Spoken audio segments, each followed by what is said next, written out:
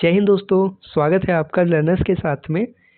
पिछले लेक्चर में हमने 1892 के भारत परिषद अधिनियम का अध्ययन किया था। आज हम 1909 का भारत परिषद अधिनियम और इसे हम मार्ले मिंटो सुधार भी कहते हैं, तो इसके कॉन्सेप्ट को हम समझेंगे आज। और यह अधिनियम प्रतियोगी परीक्षा के लिए बहुत ही महत्वपूर्ण है, क्योंकि इसी के माध्यम से पहली बार पृथक निर्वाचन की व्यवस्था शुरू हुई। तो आइए बिना किसी देरी के समझते हैं। इसके पहले बैकग्राउंड को समझते हैं, इसका नाम कैसे पड़ा। इसे मार्ले मिंटो सुधार भी कहा जाता है। सबसे पहले समझिए इसके नाम को, इसे मार्ले मिंटो सुधार भी कहा जाता है। इस अधिनियम को मार्ले मिंटो सुधार इसलिए कहा जाता है, इसका यह कारण है कि जब यह अधिनियम पारित हुआ उस समय इंग्लैंड में भारत के जो राज्य सचिव थे, भारत के राज्य सचिव मतलब इंग्लैंड में बैठकर भारत के प्रशासन की देखरेख करने वाला मंत्री। समझ गए होंगे ना। राज्य सचिव मतलब जो इंग्लैंड में बैठकर भारत के प्रशासन की देखरेख करता था। उस समय इंग्लैंड में भारत के राज्य सचिव लॉर्ड मार्ले थे और भारत के वायसराय मतलब भारत में ब्रिटिश सम्राट का प्रतिनिधि, तो राज्य सचिव लॉर्ड मार्ले थे और भारत के वायसराय लॉर्ड मिंटो थे। इसलिए दोनों के नाम पर इसे मार्ले मिंटो सुधार कहा जाता है। अब आप लोग समझ गए होंगे, तो इसे मार्ले मिंटो सुधार भी कहा जाता है। लॉर्ड मार्ले भारत के सचिव और लॉर्ड मिंटो भारत के वायसराय। ध्यान रखिएगा, 1909 का भारत परिषद अधिनियम को मार्ले मिंटो सुधार कहा जाता है। अब हम विशेषताओं की ओर चलते हैं। इसकी विशेषता क्या है?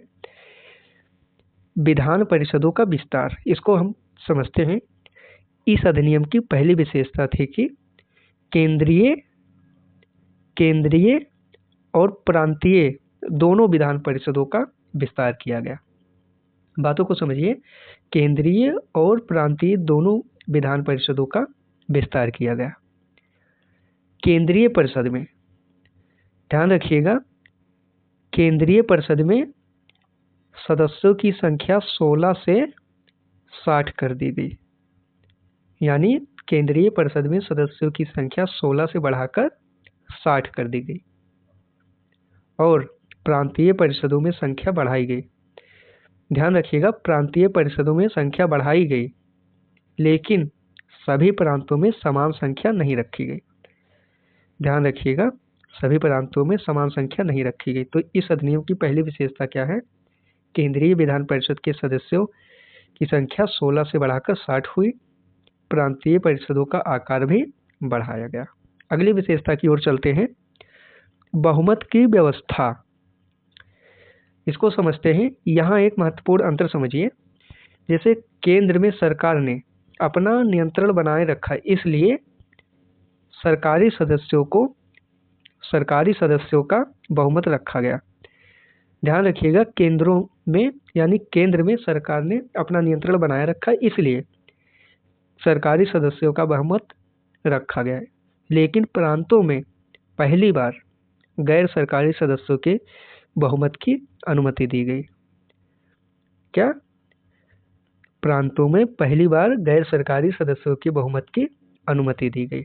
हालांकि इसका मतलब यह नहीं था कि भारतीय पूरी तरह स्वतंत्र हो गए थे, लेकिन अंतिम निर्णय अभी भी ब्रिटिश सरकार के पास ही था। तो इसकी विशेषता यह थी कि केंद्रीय परिषद में सरकारी बहुमत बना रहा, प्रांतीय परिषदों में गैर सरकारी बहुमत की अनुमति। अगली विशेषता, विधान परिषदों के अधिकार बढ़े। विधान परिषदों के अधिकार बढ़े। अब परिषदों के अधिकार में भी वृद्धि हुई। पहले केवल सामान्य प्रश्न पूछे जा सकते थे, लेकिन अब इस अधिनियम के तहत 1909 के भारत परिषद अधिनियम के तहत अब अन्य पूरक प्रश्न भी पूछे जाने का अधिकार मिल गया। अन्य पूरक प्रश्न क्या होता है? आप लोग समझिए, अन्य पूरक प्रश्न मतलब रिक्वेश्चन करने का, यानी पहले दिए गए उत्तर से संबंधित अगला प्रश्न। जैसे रिक्वेश्चन मतलब जैसे मैंने आपसे कोई क्वेश्चन पूछा, अब आपने उसका जवाब दिया, फिर मैंने उसी से रिलेटेड दोबारा मैंने आपसे कोई क्वेश्चन कर लिया, उसी से रिलेटेड मैंने दोबारा क्वेश्चन किया, तो जो मैंने दोबारा क्वेश्चन किया उसी को अनुपूरक प्रश्न कहते हैं। अनुपूरक प्रश्न, री क्वेश्चन करने का अधिकार मिला। और साथ ही बजट पर संकल्प रखने का अधिकार मिला। संकल्प मतलब जैसे किसी विषय पर परिषद का औपचारिक प्रस्ताव, यानी बजट पर अपने सुझाव या संकल्प भी रख सकते थे। इससे परिषदों की भूमिका पहले की तुलना में अधिक प्रभावी हो गई। तो ध्यान रखिएगा, 1909 में अनुपूरक प्रश्न और बजट पर संकल्प रखने का अधिकार मिला। अगली विशेषता, प्रथम भारतीय की नियुक्ति। प्रथम भारतीय की नियुक्ति 1909 के अधिनियम की, यानी इस अधिनियम की एक ऐतिहासिक उपलब्धि यह थी कि पहली बार किसी भारतीय को वायसराय की कार्यकारिणी परिषद में शामिल किया गया। ध्यान रखिएगा, पहली बार किसी भारतीय को वायसराय की कार्यकारिणी परिषद में शामिल किया गया। अब ये कार्यकारिणी परिषद क्या होती है? कार्यकारिणी परिषद क्या होती है? वायसराय को प्रशासन चलाने में सहायता करने वाली परिषद, इसी को कार्यकारिणी परिषद कहते हैं। तो पहले भारतीय कौन थे? सत्येंद्र प्रसन्न सिन्हा जी। कौन? सत्येंद्र प्रसन्न सिन्हा जी। इनको विधि सदस्य बनाया गया। विधि सदस्य मतलब लॉ मेंबर इन्हें बनाया गया। तो इसकी विशेषता क्या थी? पहली बार भारतीय को वायसराय की कार्यकारिणी परिषद में स्थान दिया गया। और वह कौन थे? वह भारतीय कौन थे? सत्येंद्र प्रसन्न सिन्हा प्रथम भारतीय विधि सदस्य बने। हम अगली विशेषता की ओर बढ़ते हैं। अगली विशेषता हमारा है पृथक निर्वाचन, सेपरेट इलेक्टोरेट। अब हम इस अधिनियम की सबसे महत्वपूर्ण विशेषता पर आते हैं, जिससे परीक्षा में सबसे अधिक प्रश्न पूछे जाते हैं। यानी 1909 के अधिनियम, यानी इस अधिनियम द्वारा पहली बार, ध्यान रखिएगा, पहली बार मुस्लिमों के लिए पृथक निर्वाचन की व्यवस्था की गई। इसका अर्थ क्या है? पृथक निर्वाचन मतलब कि यदि कोई मुस्लिम उम्मीदवार चुनाव लड़ता है, ध्यान रखिएगा, कोई मुस्लिम उम्मीदवार चुनाव लड़ता है तो उसे केवल मुस्लिम मतदाता ही वोट कर सकते थे। समझ गए होंगे ना आप लोग? पृथक निर्वाचन मतलब पहली बार मुस्लिमों के लिए पृथक निर्वाचन की व्यवस्था की गई, जिसका मतलब है यदि कोई मुस्लिम उम्मीदवार चुनाव लड़ता था तो उसे केवल मुस्लिम मतदाता ही वोट कर सकते थे या फिर वोट दे सकते थे। यहीं से भारतीय राजनीति में सांप्रदायिक प्रतिनिधित्व की शुरुआत हुई। सांप्रदायिक प्रतिनिधित्व मतलब धर्म के आधार पर प्रतिनिधित्व। पृथक निर्वाचन मतलब तो आप लोग समझ ही गए होंगे, मतलब अलग अलग कम्युनिटी या समुदाय के लिए अलग मतदाता सूची। तो यहीं से राजनीति में सांप्रदायिक प्रतिनिधित्व की शुरुआत हुई। इसलिए इतिहासकार मानते हैं कि इस अधिनियम ने सांप्रदायिकता को कानूनी मान्यता दी। इसी कारण लॉर्ड मिंटो को, किसको? लॉर्ड मिंटो को सांप्रदायिक निर्वाचन का जनक कहा जाता है। तो पृथक निर्वाचन, सेपरेट इलेक्टोरेट, पहली बार मुस्लिमों के लिए पृथक निर्वाचन की बात हुई। मुस्लिम मतलब मुस्लिम उम्मीदवार को केवल मुस्लिम मतदाता ही चुन सकते थे। सांप्रदायिक प्रतिनिधित्व की शुरुआत, या तो आप समझ ही गए होंगे। अलग प्रतिनिधित्व क्या है? अलग प्रतिनिधित्व यानी केवल मुस्लिमों को ही नहीं बल्कि कुछ विशेष वर्गों और संस्थाओं को भी अलग प्रतिनिधित्व दिया गया, जैसे कि प्रेसिडेंसी कॉरपोरेशन। क्या? Presidency corporation, chamber of commerce, विश्वविद्यालय, जमींदार के लिए अलग प्रतिनिधित्व। समझ गए होंगे आप लोग।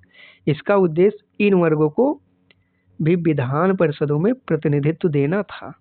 यानी 1909 का अधिनियम, यानी इस अधिनियम के तहत विभिन्न वर्गों को अलग अलग प्रतिनिधित्व देने की दिशा में एक बड़ा कदम था। प्रतिनिधित्व मतलब किसी वर्ग की ओर से परिषद में भागीदारी। आप लोग समझ गए होंगे।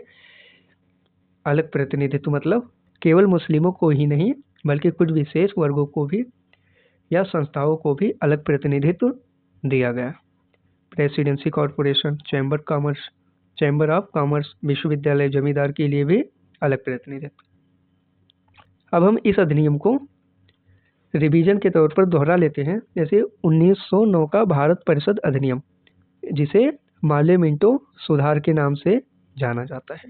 इसने विधान परिषदों का विस्तार किया, परिषदों के अधिकार बढ़ाए और पहली बार किसी भारतीय यानी सत्येंद्र प्रसन्न सिन्हा जी को वायसराय की कार्यकारिणी परिषद में स्थान। लेकिन इसकी सबसे महत्वपूर्ण विशेषता थी कि मुस्लिमों के लिए पृथक निर्वाचन की शुरुआत, जिसके कारण लॉर्ड मिंटो को सांप्रदायिक निर्वाचन का जनक कहा गया।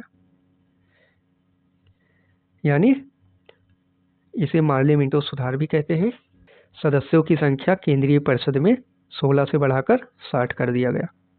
केंद्र में सरकारी, प्रांतों में गैर सरकारी बहुमत, अनुपूरक प्रश्न और बजट पर संकल्प। सत्येंद्र प्रसन्न सिन्हा प्रथम भारतीय सदस्य। पहली बार पृथक निर्वाचन, लॉर्ड मिंटो सांप्रदायिक निर्वाचन की जनक। विशेष वर्गों को अलग प्रतिनिधित्व। आप लोग यह समझ ही गए होंगे। दोस्तों, आज हमने 1909 के भारत परिषद अधिनियम यानी मार्ले मिंटो सुधार के सभी महत्वपूर्ण प्रावधानों को कॉन्सेप्ट के साथ समझा। उम्मीद है यह टॉपिक आपको अच्छी तरह समझ आ गया होगा। यदि लेक्चर उपयोगी लगा हो तो साथियों के साथ जरूर साझा करिए। मिलते हैं अगले लेक्चर में 1909 के भारत सरकार अधिनियम। तब तक के लिए जय हिंद, जय भारत।